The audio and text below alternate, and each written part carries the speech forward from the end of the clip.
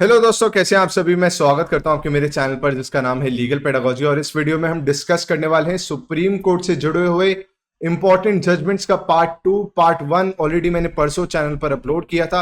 आप चाहें तो उस वीडियो को भी देख सकते हैं। उसके साथ ही साथ अलग से चैनल पर प्लेलिस्ट बनाई गई है लैंडमार्क जजमेंट्स की, आप वहां से भी सारे जजमेंट्स को कवर कर सकते हैं।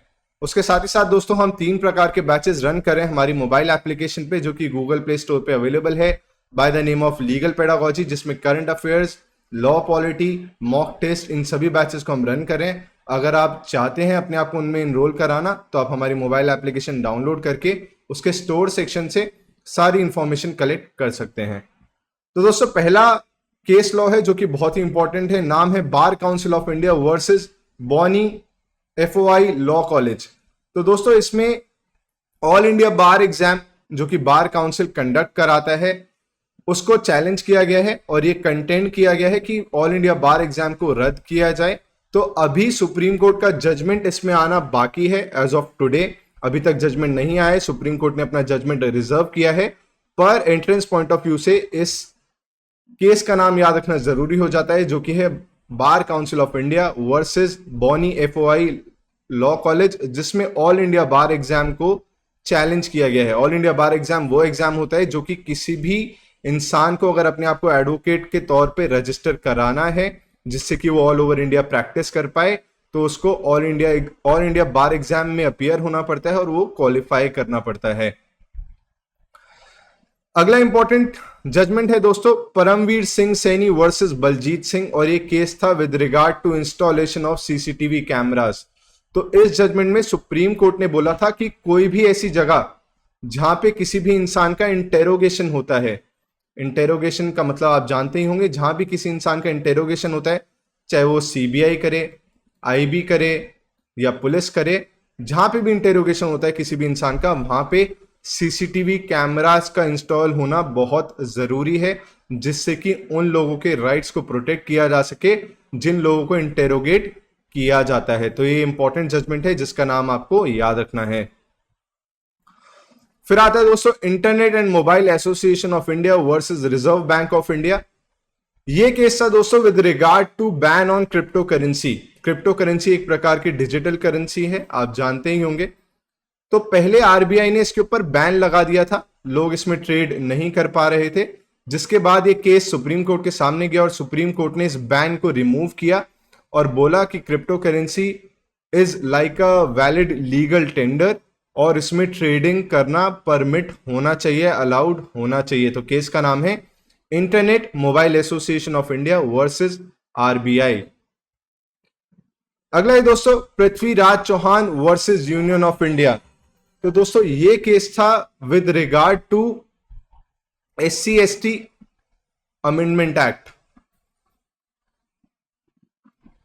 तो दोस्तों एससी एसटी अमेंडमेंट एक्ट जो आया था उसमें एक बात बोली गई थी कि अगर किसी इंसान के खिलाफ ये आरोप लगाया जाता है कि वो उसने एट्रोसिटीज कमिट की हैं किसी भी एससी एसटी इंसान के ऊपर, जो एससी एसटी कैटेगरी को बिलोंग करता है, उनके खिलाफ अगर किसी ने एट्रोसिटीज कमिट की हैं, तो उस केस में उसको एंटीसिपेटरी बेल या इंटरिम बेल नहीं मिल सकती है।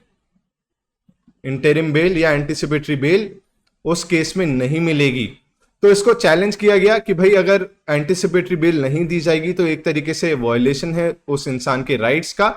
पर सुप्रीम कोर्ट ने इस केस में बोला कि नहीं, आज भी अगर हम देखें तो एससी एसटीज के खिलाफ जो एट्रोसिटीज कमिट होती हैं उनमें कोई भी कमी नहीं आई है।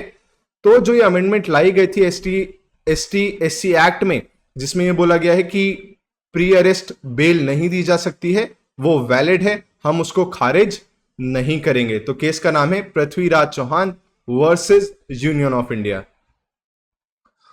अगला केस है दोस्तों Mukesh Kumar versus state of Uttarakhand का, और यह केस था with regard to reservation in promotions. यहां पे लिखा हुआ भी है। तो दोस्तों इस जजमेंट में सुप्रीम कोर्ट ने बोला है कि किसी भी बैकवर्ड क्लास का, चाहे वो एससी एसटीज हो, ये एक मौलिक अधिकार, ये एक फंडामेंटल राइट नहीं है to claim reservation in promotions में रिजर्वेशन क्लेम करना किसी का भी कोई मौलिक अधिकार या फंडामेंटल राइट नहीं है, स्टेट के ऊपर कोई भी ऑब्लिगेशन नहीं है कि वो प्रमोशंस में भी रिजर्वेशंस दे बैकवर्ड क्लासेस को, और अगर वो नहीं देती है प्रमोशंस में रिजर्वेशन तो उसको कोई क्वांटिफेबल डेटा प्रोड्यूस करके इस अपने स्टेप को डिफेंड करने की भी जरूरत नहीं है। तो reservation in promotion is not a fundamental right as stated in the case of Mukesh Kumar versus state of Uttarakhand. अगला केस है दोस्तों Sushila Agarwal versus state NCT of Delhi. और इस केस में बात उठी कि क्या जो एंटीसिपेटरी बेल दी जाती है, एंटीसिपेटरी बेल वो बेल होती है, वो जमानत होती है जिसमें इंसान अरेस्ट होने से पहले अपनी बेल फाइल कर देता है, अपनी जमानत याचिका फाइल कर देता है और अरेस्ट वो फिर नहीं होता है। तो प्री अरेस्ट बेल को एंटीसिपेटरी बेल कहते हैं। तो सवाल उठा कि इसका टाइम पीरियड क्या होगा। जैसे मानिए आज किसी को एंटीसिपेटरी बेल दे दी गई है तो कितने समय तक वो उस एंटीसिपेटरी बेल पर बाहर रह सकता है। तो सुप्रीम कोर्ट ने बोला ये केस टू केस वेरी करेगा, इसका कोई टाइम पीरियड फिक्स्ड नहीं है। कई बार ये anticipatory bail end of the trial तक भी चल सकती है, जब तक ट्रायल समिट खत्म नहीं हो जाता है तब तक भी एंटीसिपेटरी बेल पे इंसान बाहर रह सकता है। ये बोला गया है Sushila Agarwal versus NCT of Delhi के केस में। अगला केस है दोस्तों उस समय का जब जम्मू एंड कश्मीर में इंटरनेट शटडाउन हुआ था, इंटरनेट बंद कर दिया गया था। तो सुप्रीम कोर्ट ने इन the case of Anuradha Bhasin versus union of India ये बोला कि जो राइट टू इंटरनेट है it is part and parcel of article 19 sub clause 1 sub clause A. तो ये पार्ट एंड पार्सल है 19 sub clause 1 sub clause A का। तो इंटरनेट को इंडेफिनाइट पीरियड तक के लिए शट डाउन नहीं किया जा सकता है as it is a part of article 19 sub clause 1 sub clause A. अगला एक और लैंडमार्क जजमेंट है दोस्तों the secretary ministry of defence versus Babita Puniya का। और पहली बार इस जजमेंट के थ्रू विमेंस को परमानेंट कमीशन दिया जाएगा आर्म्ड फोर्सेस में, जो कि अब दिया भी जा रहा है। पुराना केस है क्योंकि पुराने जजमेंट्स पूछता है एंट्रेंस में, ऐसा नहीं है कि एकदम रिसेंट ही पूछता है। तो विमेंस को अब परमानेंट कमीशन मिलेगा just like men in the armed forces as stated in the case of the secretary ministry of defence versus Babita Puniya. अगला केस है दोस्तों state of Goa versus Fauzia Imtiaz Shaikh. और इस केस में सुप्रीम कोर्ट ने बोला है कि जो भी इलेक्शन कमिश्नर्स होते हैं चाहे वो स्टेट लेवल पर हो या नेशनल लेवल पर हो, वो एक इंडिपेंडेंट पर्सन होना चाहिए, इंडिपेंडेंट पर्सन होने चाहिए जिससे कि वो free and fair elections conduct कर पाए। वो ऑलरेडी पहले कोई स्टेट के अंतर्गत या सेंट्रल गवर्नमेंट के अंतर्गत कोई पोजीशन होल्डर नहीं होने चाहिए। ये बोला गया है state of Goa versus Fauzia Imtiaz Shaikh के केस में।